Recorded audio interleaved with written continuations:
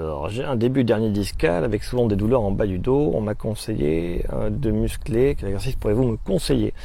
Alors, je ne te donnerai pas le même conseil que les gens qui t'ont demandé de te muscler.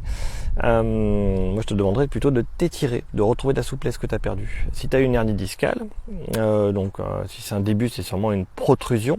On appelle ça, c'est le mot protrusion discale. C'est pas une hernie, c'est le truc juste avant, mais c'est pas grave, hein. Moi j'en ai une aussi. Il y a peu de gens qui en ont pas.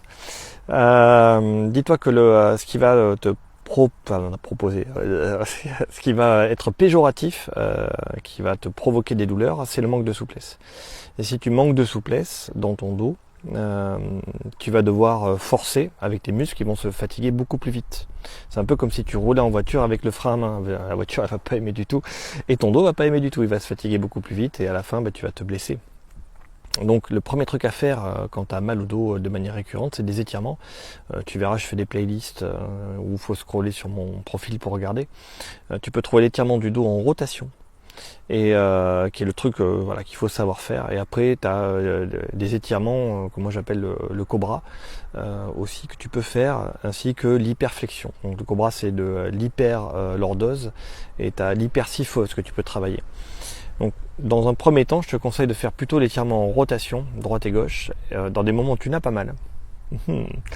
Et pareil, l'hyperlordose, donc le cobra, pareil dans un moment où tu as pas mal. Et si vraiment tout va bien après avoir fait ces exercices-là, avoir gagné en souplesse, le cobra en maintien en statique, c'est statique. Étirement c'est toujours statique, hein, c'est du maintien. Dans ton cas, au moment où tu n'as pas mal. Et après seulement chercher l'hyperflexion, donc l'hypersyphose, plus tard. Si tout va bien, tu vas en hypersyphose pour essayer de trouver la souplesse qui peut te manquer. J'ai montré plein de variantes à cet exercice-là, mais les vidéos, je sais plus où on les trouve. Je crois que j'ai fait une playlist, tu peux regarder dedans, ça s'appelle lombalgie et sciatique. Voilà. Qu'est-ce que je peux te dire d'autre? Au niveau de muscler après, ouais, c'était la question quand même. Au niveau de muscler, comment est-ce qu'on fait? Dis-toi que le dos, le maintien du dos, la force du dos, se travaille en vibration. Donc il va falloir vibrer. Voilà. Donc le meilleur truc que tu puisses faire, c'est le saut sur un pied. Voilà, saut sur un pied, course à pied, c'est très bien. Les gens disent que c'est pas bien, mais en fait ils se trompent. C'est que réussir à courir sans se blesser, comme on fait souvent n'importe quoi, c'est presque impossible. Voilà, si on n'a pas la bonne méthode, ça marche pas. C'est-à-dire que les gens se souviennent qu'ils faisaient trop de trucs trop bien il y a 10 ans, 15 ans, et ils veulent recommencer exactement pareil parce qu'on oublie qu'on sait plus faire et qu'on vieillit, et voilà. Donc dis-toi que tout ce qui est sur vibration du dos, donc tout ce qui se fait debout va être très bien pour renforcer le dos. Nous, ce qu'on fait au cabinet tous les jours, pour que les gens travaillent leur dos, c'est ça, on commence par l'équilibre un pied, puis après le saut sur un pied.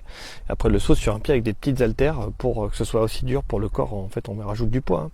Et en sautant, le corps va se déstabiliser un peu plus, tout l'axe va travailler.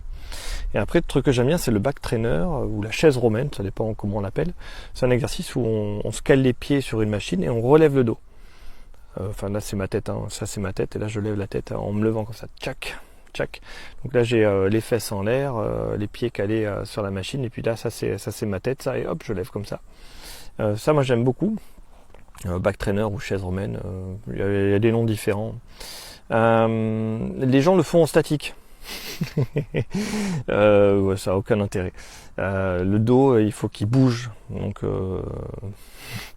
on appelle ça un test, je crois que c'est le test de Sorensen si je me trompe pas. Voilà, il faut tenir, en gros c'est juste un test, tu tiens comme ça statique 3 minutes, tu es un être humain normal, tu tiens moins de 3 minutes, tu es considéré comme un être humain fragile et que tu peux te blesser. Mais c'est un test. Moi je le fais toujours faire en dynamique, voilà. Mais il faut d'abord avoir bien récupéré des problèmes de dos, d'être en dernière phase de rééducation pour le faire, ou de pas avoir mal. Et là le back trainer c'est vraiment le top, est couplé avec les muscles fessiers. Ça fait 4 minutes 30, ça fait trop long. Je finis sur ça. Il faut travailler le dos et les muscles fessiers, d'abord en statique, après en dynamique avec le back trainer, et moi je fais faire l'exercice des fentes arrière.